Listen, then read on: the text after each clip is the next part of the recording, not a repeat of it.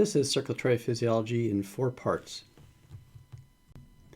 It's fun to think about the evolutionary challenge of mammalian evolution when it comes to the circulatory system. What was required was the development of ways of getting blood in and out of organs that could be as small as, say, a gram liver for a mouse to maybe, half a pound for a chihuahua and several tons for a whale, and in a way that allows it to function just the same no matter what scale of creature that you're dealing with.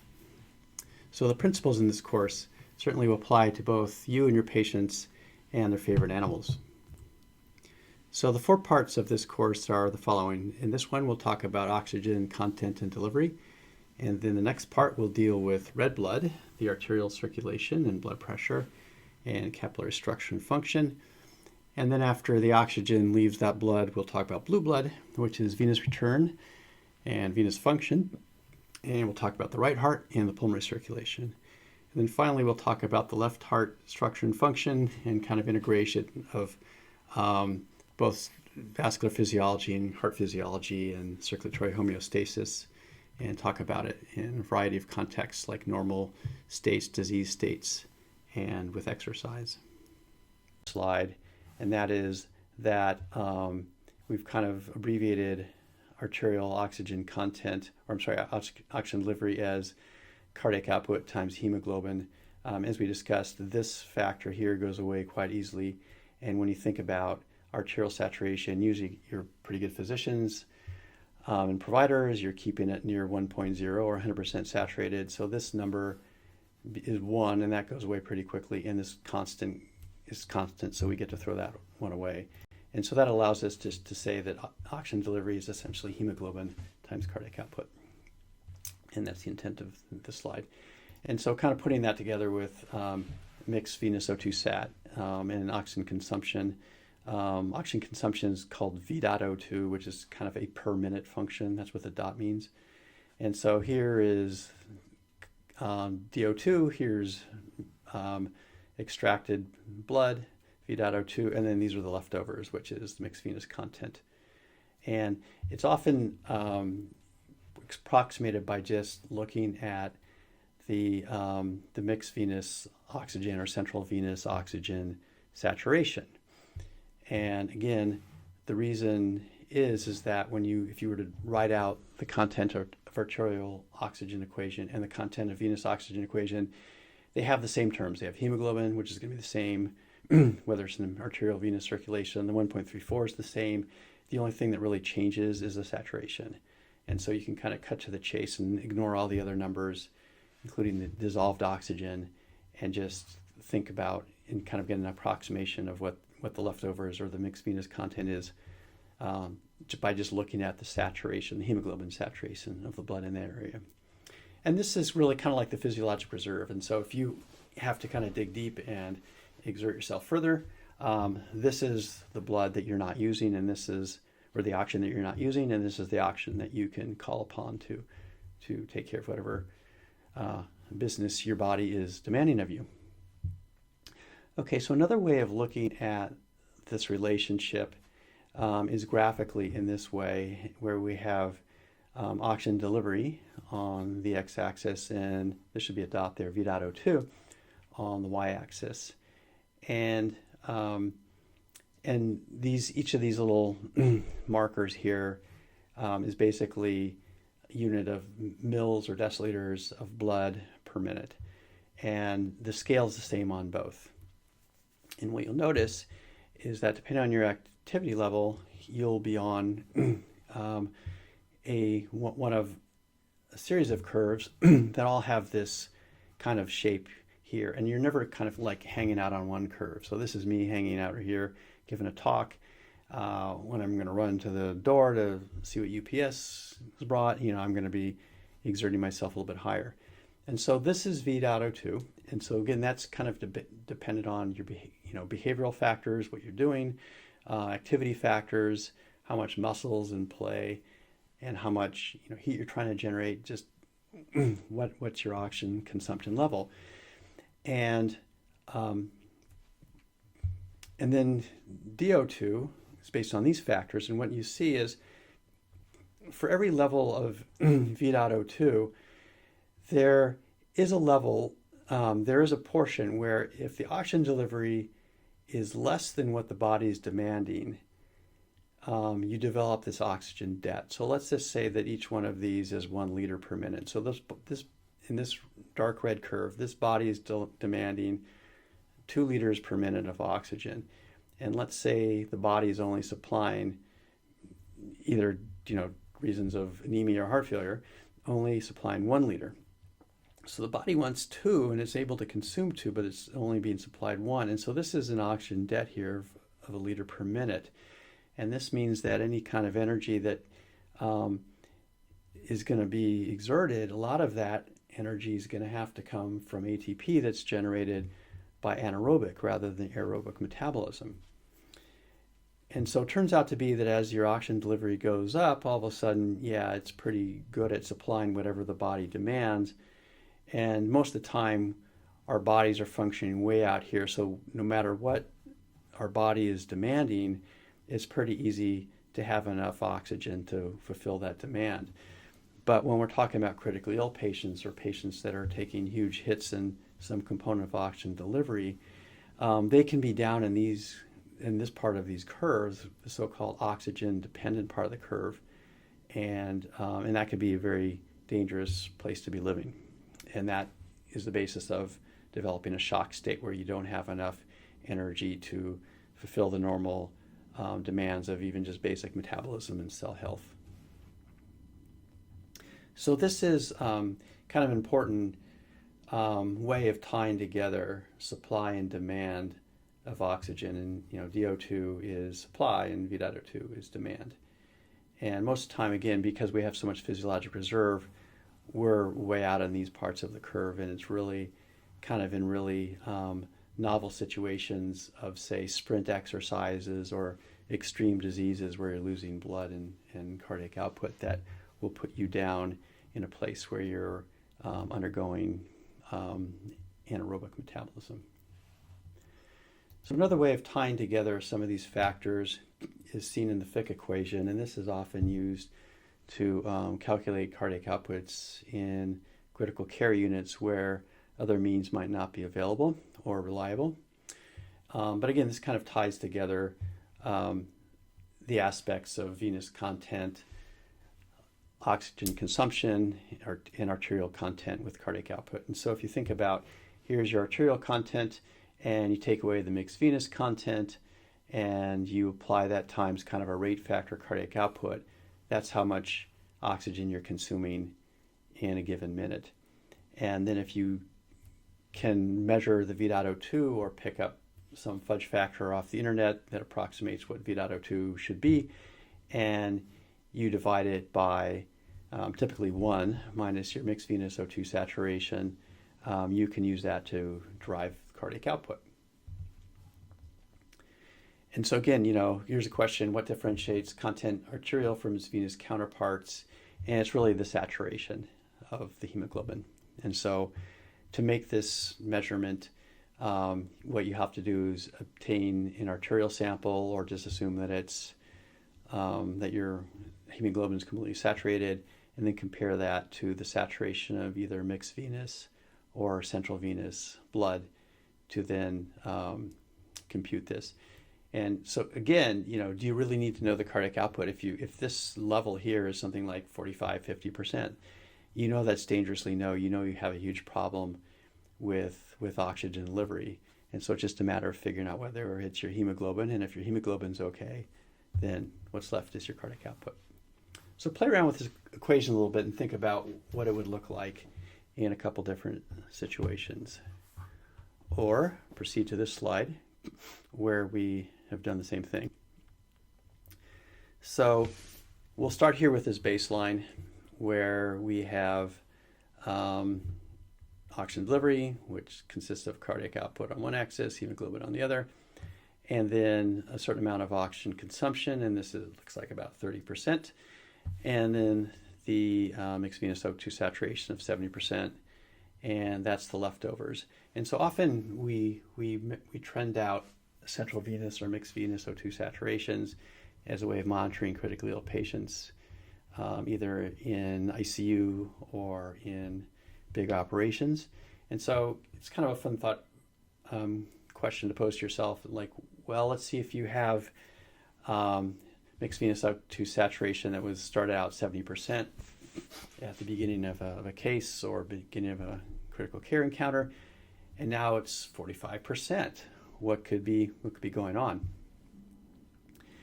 And the answer is really kind of anything that maps out to that V.O2 DO2 curve. So it could be a change.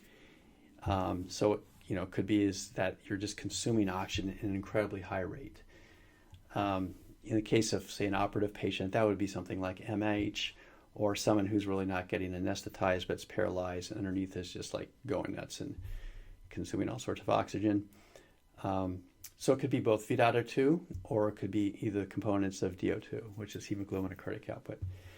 So here's one where I guess we're on the tall axis, we're calling that cardiac output. So here's like a low cardiac output state, and this is like the exact same amount of oxygen that's being consumed from baseline, but with a lower cardiac output, this mixed venous O2 saturation is going to be a lot lower, as shown here.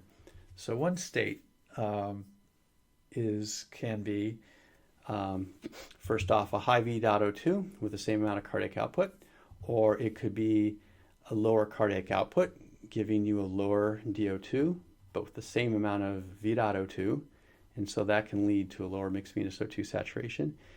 And then the other counterpart would be a lower oxygen delivery, not on the basis of cardiac output, which is shown here to be the same as baseline, but a lot lower hemoglobin content in case of something like bleeding or anemia. And if that's the case, but the oxygen consumption is the same, then your mixed venous O2 saturation is also going to be low. And in this case, all these are supposed to be 45%. So, if someone says, hey, this guy's mixed venous O2 sat is dropping, must be a cardiac output problem, that could be true, but it's not necessarily true. It could be that oxygen consumption is higher, it could be cardiac output's lower, or it could be that there is lower hemoglobin content. But if you said, hey, I've been training this patient for a number of days, patient remains sedated, paralyzed, activity levels the same, hemoglobin and hematocrit are the same throughout the number of days, but we see a trend toward decrease in mixed venous O2 saturation, well, that could be a pretty good argument that the cardiac output's lower. Okay, so how do you evaluate oxygen supply demand? As described earlier, when we're talking about like when things are really amiss, that means you're down in this O2 supply dependent part of the curve where you might be developing an oxygen debt. And if the body doesn't quit and say, hey, I'm going to stop metabolizing blood, then it's going to start trying to still maintain similar levels of activity, but through anaerobic metabolism. And so what you'll see when you have a problem with the imbalance between V.O2 and DO2 are stigmata of anaerobic metabolism. So you'll find that lactate production is higher. You'll find that maybe your organs aren't working as well, that more chronically you might have liver enzymes increasing, you might have creatinine increasing, you might have mental status changes, you might have lower urine output. But typically in the short term, what you'll see is a metabolic acidosis, you'll see lactate rising, and maybe even an anion gap getting wider. And so those are kind of like the quickie ways of at least getting some signal that, hey, I need to evaluate this patient further. I feel like there might be some supply-demand imbalance. And then again, if you can have access to the central circulation, either by putting a central line in, using a PICC line, or some kind of line that is within the chest, you can sample central venous or mixed venous O2 saturation and look at the oxyhemoglobin saturation of that blood.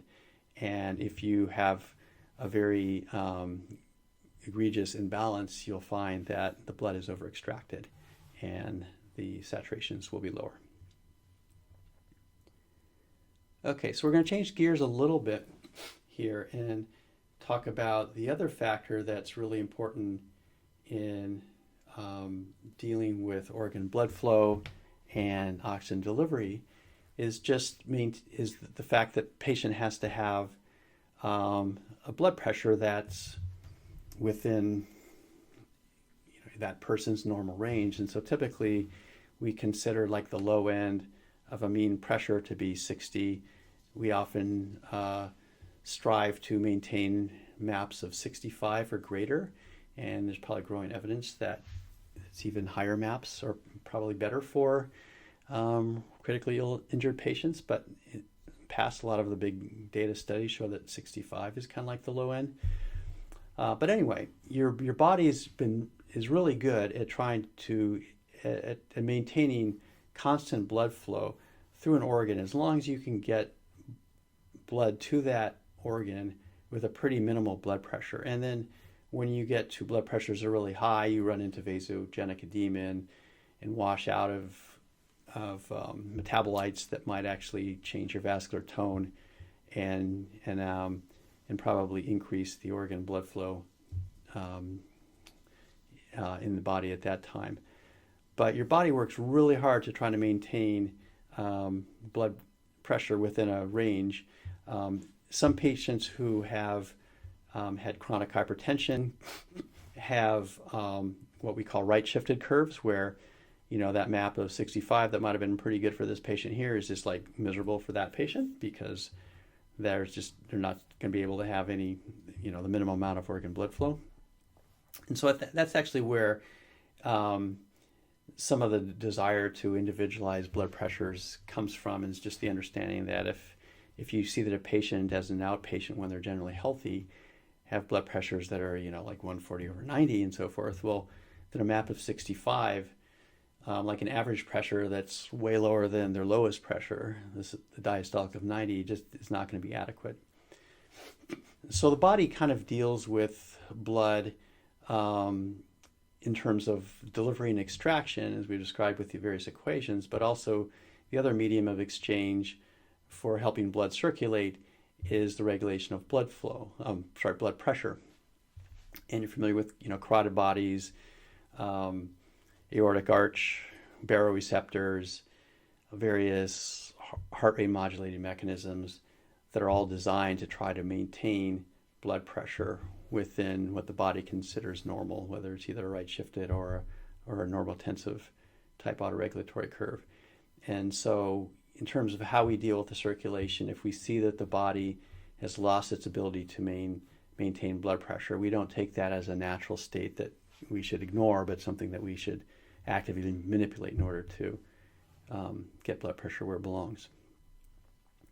So your ideal circulatory homeostasis is really one where you've got an oxygen delivery that's comfortably in excess of what the body is demanding. And we usually think that kind of the bare minimum is at least twice as much blood oxygen being delivered as being consumed. And so that's one factor that defines when the circulatory system is in its normal operating range or not. And the other is a blood pressure that's in the comfortable part of a patient's autoregulatory range.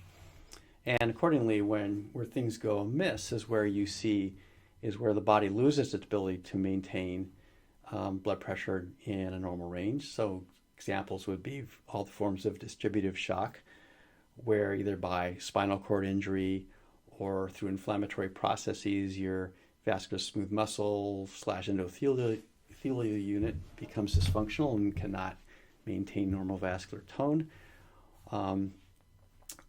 So that is a key perturbation that can set you up as in a shock state, or factors leading to massive imbalances in supply and demand of oxygen, such as might happen with cardiogenic shock, where you have a huge hit in cardiac output, or in hemorrhagic shock, where you lose so much blood that not only do you have low oxygen delivery, but now you have low preload, and you take kind of like this double hit here, and that will land you down in that anaerobic part of that curve. So body does an incredibly good job as long as it's not bleeding, keeping you in the dash part of these curves. And really, it's our job to understand when the body's deviating from that and getting down into these dangerous ranges, and learning how to evaluate those changes and to correct them.